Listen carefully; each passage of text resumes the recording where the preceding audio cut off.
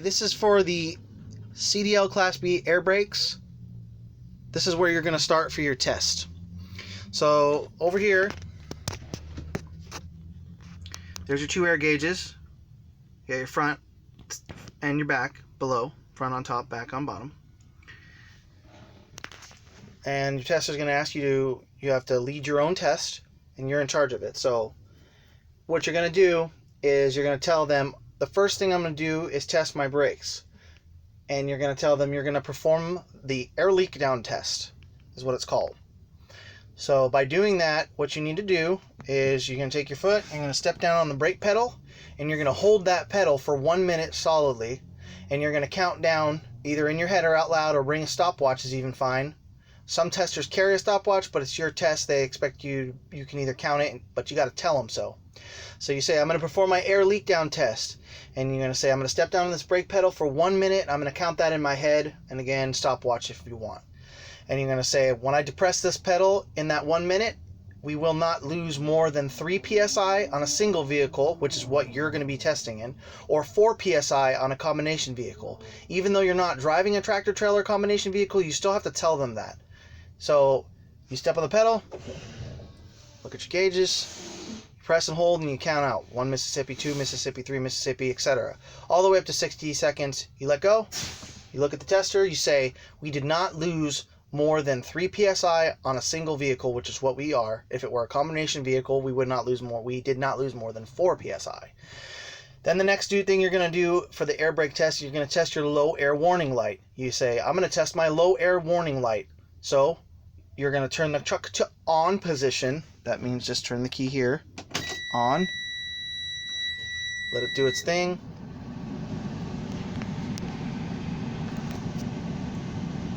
Okay.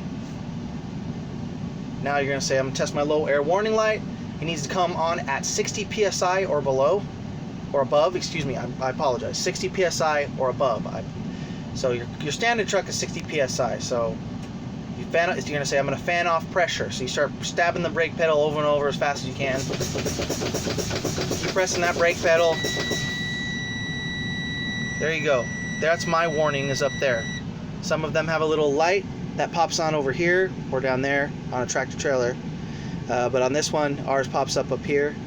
And as long as that low air warning light comes on at that 60 psi, so you do them both. There you go.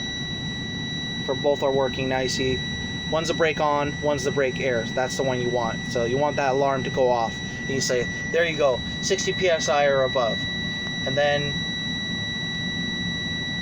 after that, you're going to go ahead and you're going to tell him, now I want to test my parking brake valve.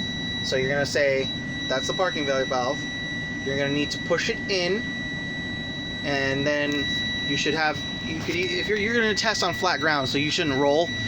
But at this point, before you got in the truck, the tester would have chalked your wheels or asked you to chalk your wheels. So what you're going to do for the next one is going to say, I'm going to test my brake valve, my parking brake valve. I'm going to press that in. And you're going to say, what should happen is between 20 to 40 psi, when I fan off pressure, this brake should pull out and lock. That means your spring brakes are going to kick in and the truck won't move because you don't have enough air pressure. So you're going to say, I'm going to fan off pressure until it pops. It should pop between 20 to 40 psi. Keep fanning that pressure off. You see your needles going down. There we go. That noise, that click, that pop. Now you won't be able to move the truck until you build back air pressure to normal operating past 60 psi. That's all there is for the brake test portion. Right after that, you're going to want to say, you want to check your air governor cutout valves. You roll down the window and you start the truck. So start the truck.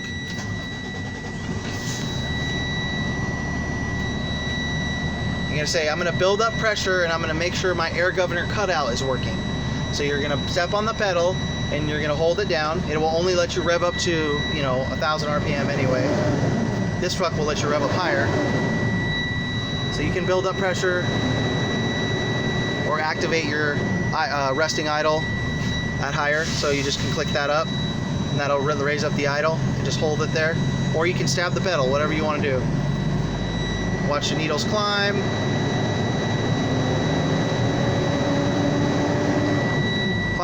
Climbing.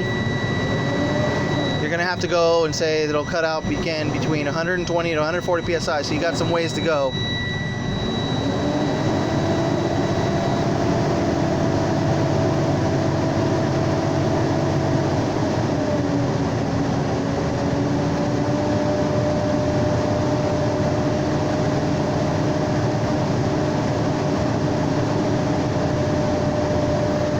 Listening outside, it's going to be like a loud whistle, like a air blast from an air compressor. You'll hear it in the video.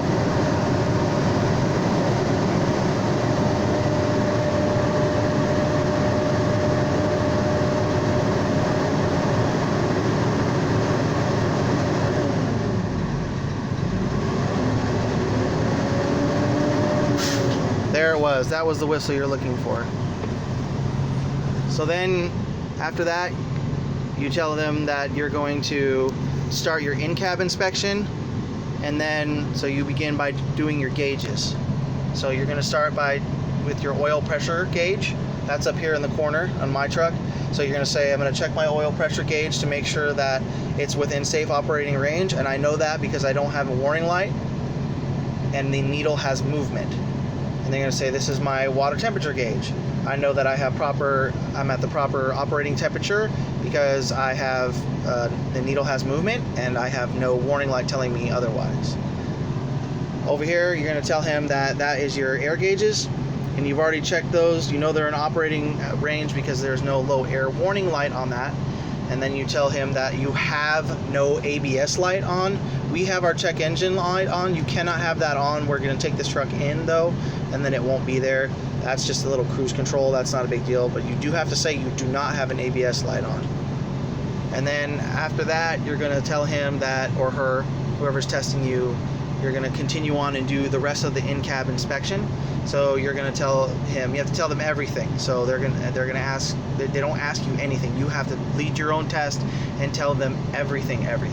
So the next thing you're going to tell him or her is that you have your emergency equipment. So they're talking about the fire extinguisher, and they're talking about the underneath there. I know they're right here.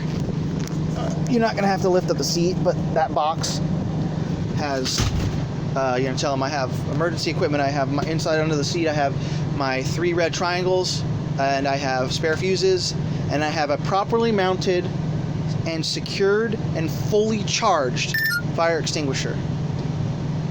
And then after that, next thing you're going to tell them is you're going to say about the windshield and your mirrors. So you're going to say, this is my windshield. It's clean, it's not cracked, it's not damaged, it's not excessively dirty, and there are no obstructions on the dashboard that would prevent me from seeing out the window or any stickers.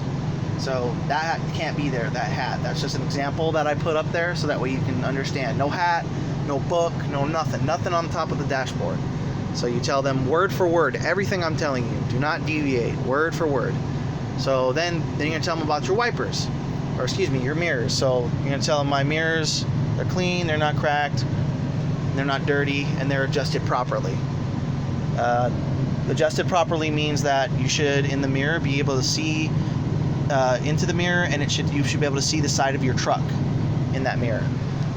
Then you're going to tell him about your wiper blades and your arms. So you say, I have my wiper blades and arms are present and they are not broken or missing, and they operate smoothly. And then you show them, if it's equipped in your truck, you show them that the windshield wiper fluid works. Ours needs a refill, clearly, which is fine. Truck's going in anyway. And then after that, you're going to show him this cluster again. You can go in whatever order you want for this. So I'm just flying by the seat of my pants. Typically, if you're showing them the gauges, you would want to move to the, stay on the cluster, stay in the same area once, but it's your test. So then you're going to say, my right turn signal is illuminated, left turn signal is illuminated, my brights, it lights up right there when you turn the lights on. So our light switch are here, lights are on, and then see the bright is on, you show them that. Let's see. And then after that, you're gonna show him the heater. You say, I've checked my heater and defroster to make sure it's properly working. You're gonna say, this is how you turn it on. Heat, defrost, you feel up top, you say, it's working. Reach over there, it's working. Shut her off. Then after that, you're gonna tell him about your seatbelt. It's this guy, obviously. You're gonna say, properly mounted in my seatbelt, properly mounted and secured with no missing or loose nuts or bolts. It securely fastens and it's not ripped, torn, or frayed. And then after that, before you get out of the truck, and again, you can go in whatever order you like if you want to do all brakes together. So you're gonna say, I'm gonna test my parking brake. So that's this. Make sure it's pulled out, so it's locked, and then you are going to say, I'm going to pull gently against my parking brake to make sure that the truck does not move and the parking brake is fully activated and working. So you go put her in the drive, and then release your foot brake down here slowly. Release, and you pull against it gently, back into neutral, and you say, the brake held, the truck didn't move, so it's working properly. Then you say, I'm going to test my service brakes. Now this truck is in the pit, so I'll just explain it because I can't move it right now because it's locked up to the lift gates down. So what you say is, I'm going to test my service brakes. That's the foot pedal brake down here. The only way to test that is to move forward. So you say, I'm going to test my foot pedal brake now, and you release the brake, you put it in drive down here, and you pull forward between 5 to 10 feet, and you press the brake gently till the truck comes to a stop. Once the truck comes to a stop, re-engage the brake. You say, my service brakes stop the truck. They are working, they are functional, or however you want to say that. Boom, you pull that back out, and that's it. That's the air brakes, and that's the in-cab inspection. And I will make you another video for the lighting and for the engine bay inspection.